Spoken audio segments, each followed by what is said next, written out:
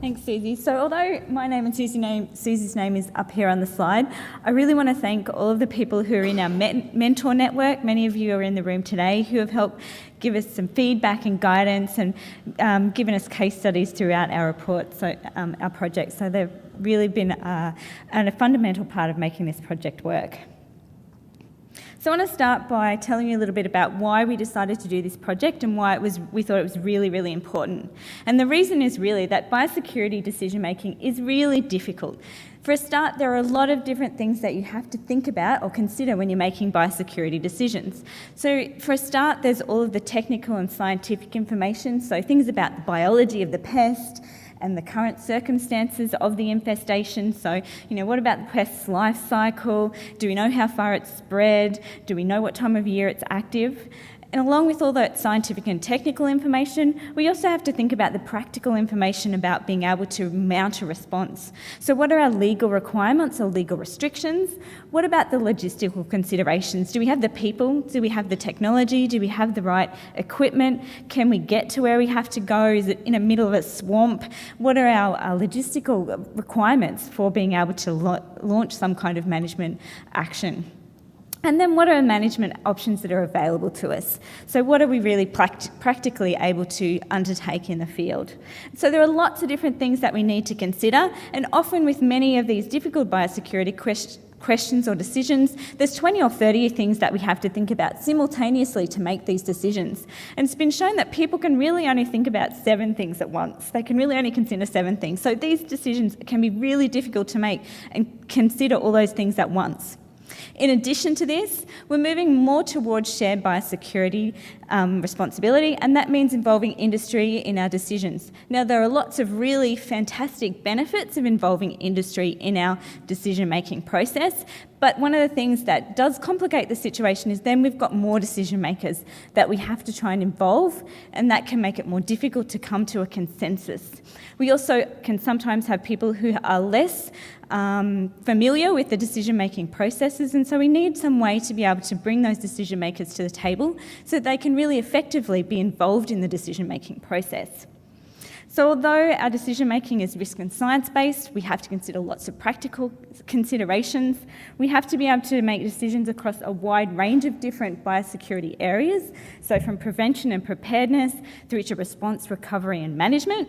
And we've got to make all types of different biosecurity decisions. So we have to make day-to-day on-the-ground decisions, everything from what kind of gumboots should we buy the people going out to do our surveillance, up to really high-level policy-type decisions. So decision-making for biosecurity is complex and it's complicated. And to just give you an example of what I mean in a practical context, I was recently asked to help with some decision-making around how we should manage beehives that might be infected with cucumber green mottled mosaic virus. So initially it seems like a pretty simple kind of a decision. There's a few options that people had mentioned to us that are probably appropriate. But when we started to delve into this particular question, this decision, we found we had more questions than we had answers. There were lots of different factors that influenced whether or not this was a good option or that was a good option. We had lots of pieces of information that were missing or slightly uncertain. So, how should we manage these hives? Was a whole bunch of questions like, how is the disease spread? Do we know very much about it? How certain are we about that? What are the possible methods we can treat the hives? Not only that, do we know when we've treated them that we've been effective or not?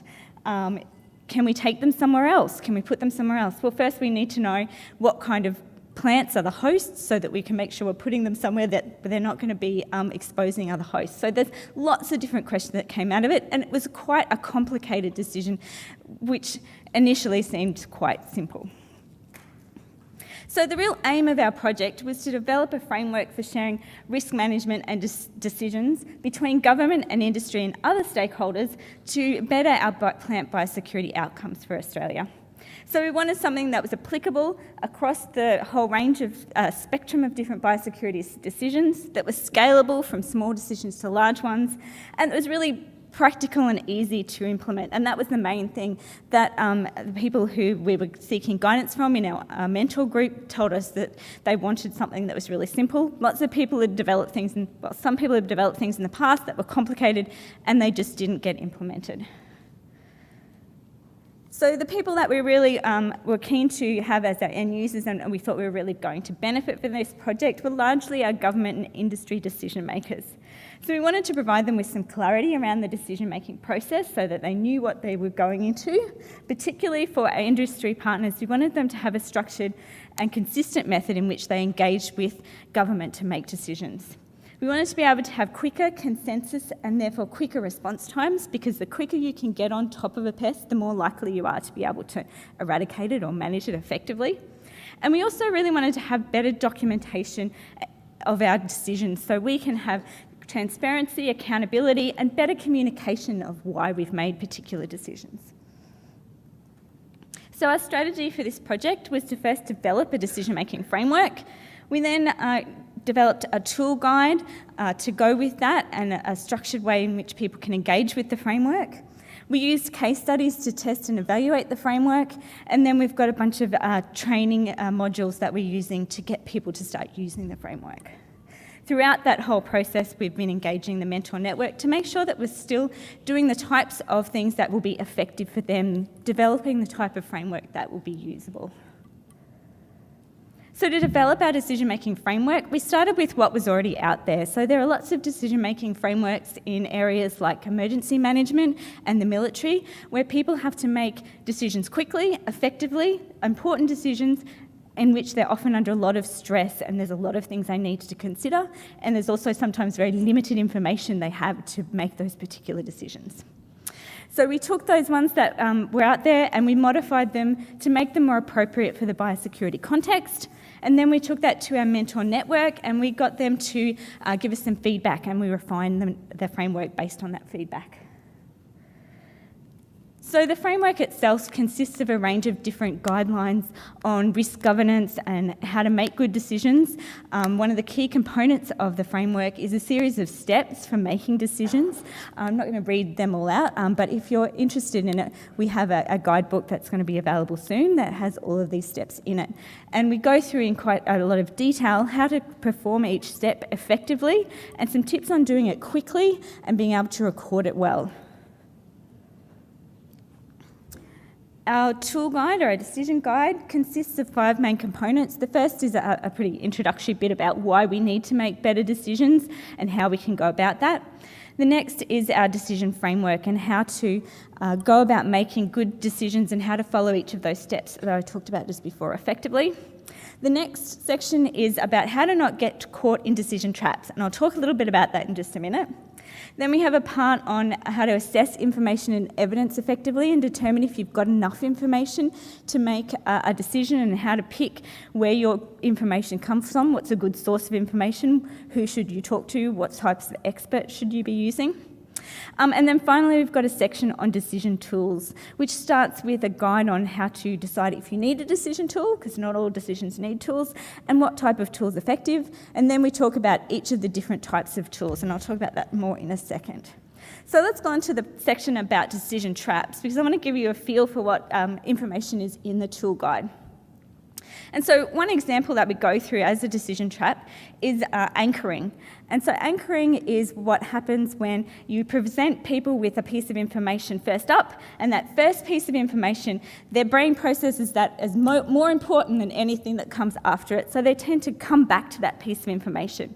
So an example from biosecurity is that, let's say you start a meeting by telling people all about the possible negative impacts of a chemical that you're thinking about using for managing a pest. So that's how you start. And then people then lodge onto that information, and when it comes to later in the meeting, when they have to decide about how important that chemical is, they'll actually put a lot more weight on that just because they were told it first.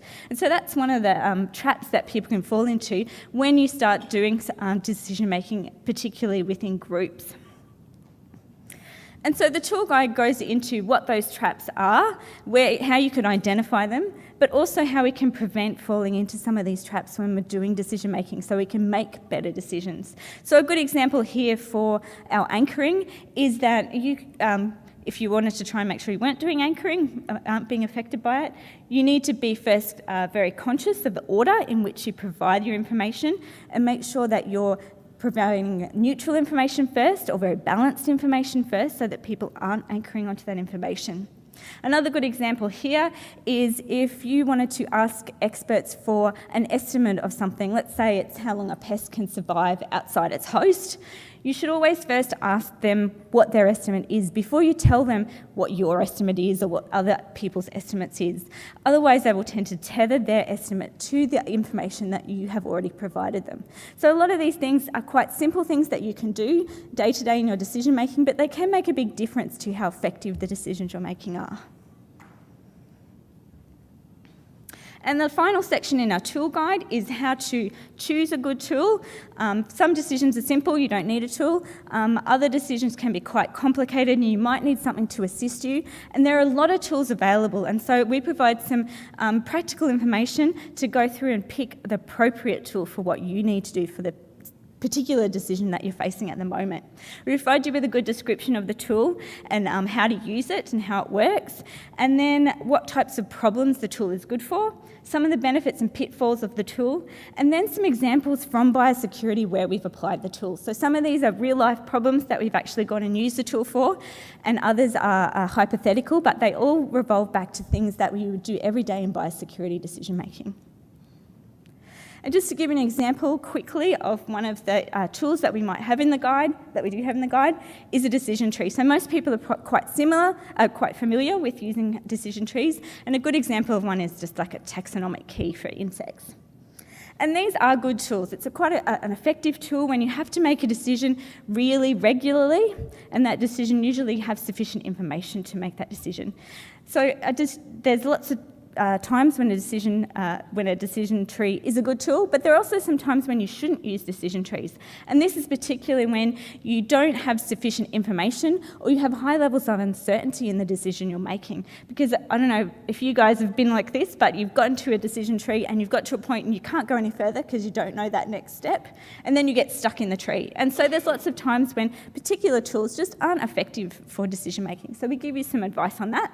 And finally, we give you a few tips on how to use the tool even more effectively. So a good tip for example for decision trees is to start it with your answers and move backwards to try and keep your key as simple as possible and minimise the number of steps that the decision maker has to make. So after we completed our tool guide, we started to use it to test it using a series of case studies. There's quite a few people who are probably familiar with our first case study, which was a tool we built for evaluating the technical feasibility of eradicating a pest. This tool has been trialled quite extensively, and fairly recently it was used at a CCEPP meeting to evaluate whether or not citrus canker might be eradicable. We also did a series of tools to assist in decision-making for the Panama TR4 emergency response program, including things like how do they decide how far they should destroy around an infected plant when they find it, or how do we determine if two land parcels are separated from each other in terms of quarantine restrictions. We also use it for a range of operational decisions like the CGMMB one I talked about earlier. And another case study that we've been working on is comparing the Australian and New Zealand shared responsibility deeds to look at where we might be able to improve some of our shared decision-making processes and learning from the two different legislations. So to deliver our final project, we have been involving our mentor network across the whole project. And so these guys are pretty well informed about it and have been our champions to try and champion it in their organisations. Our case studies also have really assisted in the uptake of our project because people have been involved in using the tool already. And we've also been applying some training through application to day-to-day problems, workshops, and we've also got some YouTube videos. And our tool guide is currently with our graphic designer, but should be available really soon.